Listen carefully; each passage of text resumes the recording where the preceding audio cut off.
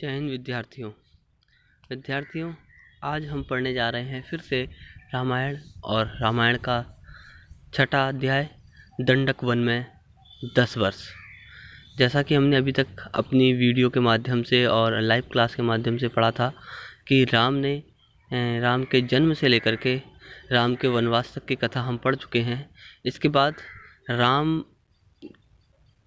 जब वनवास चले गए और उनको भरत मनाने जब पहुँचे तो भरत के मनाने पर भी राम वापस अयोध्या नहीं गए, क्योंकि राम ने अपने पिता को वचन दिया था कि वो उनकी आज्ञा का पालन करेंगे और 14 वर्ष तक वनवास को ग्रहण करेंगे।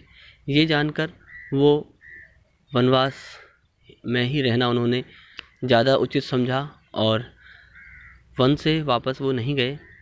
उसके बाद जब ये चित्रकूट में रह कर के अपना जीवन यापन कर रहे थे, वहाँ उन्होंने कुछ समय व्यतीत किया। पर्णकुटी में रह कर के उन्होंने अपना जीवन व्यतीत किया और बहुत सही तरीके से जीवन व्यतीत कर रहे थे। लेकिन हुआ क्या कि जो पर्णकुटी, जो चित्रकूट जगह है, वो अयोध्या से 4 दिन की दूरी में थी। लोग 4 दिन का पैदल सफ़र करके चित्रकूट तक पहुंच जाते थे। यही बात सोच करके राम जी को लगा कि मेरे वनवास आने का कोई फ़ायदा नहीं अगर लोग मुझसे आए दिन यहाँ पर आकर के मिलें। तो इसलिए उन्होंने निश्चय किया कि वो पर्णकुटी के बाहर से हम कहीं निकलते हैं और बाहर जाकर के एक दूसरी जगह जाकर के हम रहते हैं। इसका कारण यही था कि वो तपस्या करना चाहते थे और ऋषि मुनियों के साथ मिल कर के वो रहना चाहते थे। अलग अलग ऋषि मुनियों से वो मिलना चाहते थे, इसलिए उन्होंने वहाँ से जाना निश्चय कर लिया। इसके बाद हुआ क्या कि मुनियों ने जो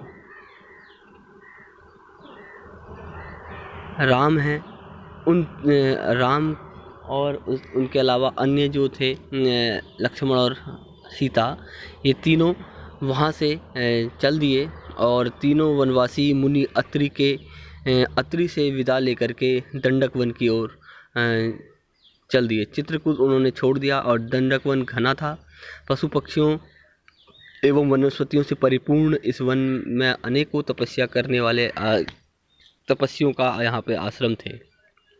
बहुत घना आश्रम था, लेकिन साथ ही साथ यहाँ क्या था कि राक्षस भी कम नहीं थे। यहाँ पर ऋषि मुनियों को कष्ट देने वाले, अनुष्ठान में विघ्न डालने वाले बड़े बड़े भयानक राक्षस वहाँ पर अक्सर आया जाया करते थे और वो वहाँ पर समस्याएं पैदा करते थे। मुनियों ने राम का स्वागत करते हुए कहा, आप उन दुष्ट मायावी राक्षसों से हमारी रक्षा करें, आश्रम को अपवित्र होने से बचाएं। सीता दैत्यों के संहार के संबंध में दूसरी तरह सोचती थी। उनका ये मानना था कि जब तक वो हमें किसी प्रकार का कष्ट नहीं दे रहे हैं तो उनका वध करना या उनके साथ युद्ध करना किसी प्रकार से उचित नहीं है। लेकिन राम जानते थे कि वो जो ऋषि मुनियों का सम्मान नहीं करते वो मेरे हर प्रकार से शत्रु हैं। इसलिए उन्होंने ये तय किया कि हम वहाँ पर राक्षसों को मारेंगे। अब तीनों जने तपस्वी के वेश में कुछ समय तक अपना जीवन वहाँ पर यापन करते रहे और शानदार तरीके से वो रहते थे। स्नान और आश्रम बदलते हुए वे क्षरभंग मुनि के आश्रम पहुँचे। क्षरभंग मुनि के आश्रम में वहाँ पहुँचे और वहाँ पर उन्होंने वहाँ पर बहुत कम तपस्वी बचे हुए थे। सभी निराश थे, सभी वहाँ पर निराश थे। उन्होंने राम को हड्डियों का ढेर दिखाकर कहा, राजकुमार, ये ऋषियों के कंकाल हैं जिन्हें राक्षसों ने मार डाला है। अब यहाँ रहना असंभव है। सुतीक्ष्ण मुनि भी राम को राक्षसों के अत्याचार से की कहानी सुनाई।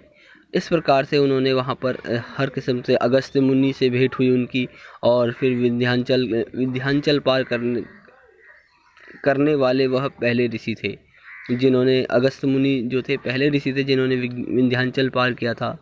मुनि ने राम को गोदावरी नदी के तट पर जाने को कहा। उस स्थान का नाम पंचवटी था। वनवास का शेष समय दोनों राजकुमार और सीता ने वहीं बिताया। पंचवटी के मार्ग में राम को एक विशालकाय गिद्ध मिला और उस गिद्ध का नाम था जटायु। जटायु जो था उसने सीता का स्वरूप देखकर, जटायु को देखकर सीता डर गई और लक्ष्मण ने उसे मायावी राक्षस भी समझा, क्योंकि बहुत विशाल गिद्ध था। गिद्ध जो पक्षी हैं इतने विशाल होते नहीं, लेकिन वो बहुत विशाल थे, इसलिए उन्हें देख करके सीता का डरना स्वाभाविक था। वे धनुष उठा ही रहे थे कि जटायु ने कहा, हे राजन, मुझसे डरो मत, मैं तुम्हारे पिता का मित्र हूँ। वन में तुम्हारी सहायता करूँगा। आप दोनों बाहर जाएंगे तो मैं यहाँ सीता की रक्षा करूँगा। राम ने जटायु का धन्यवाद कहा और उसे प्रणाम करते हुए वो आगे बढ़ गए। पंचवटी में लक्ष्मण ने बहुत सुंदर कुटिया बनाई। मिट्टी की दीवारें खड़ी की, बांस के खंभे लगाए, कुश के पत्तों से छप्पर डाला। कुटिया ने उस मनोरम पंचवटी को सुंदर बना दिया। कुटी के आसपास पुष्पलताएं थी। हिरन घूमते थे, मोर नाचते थे।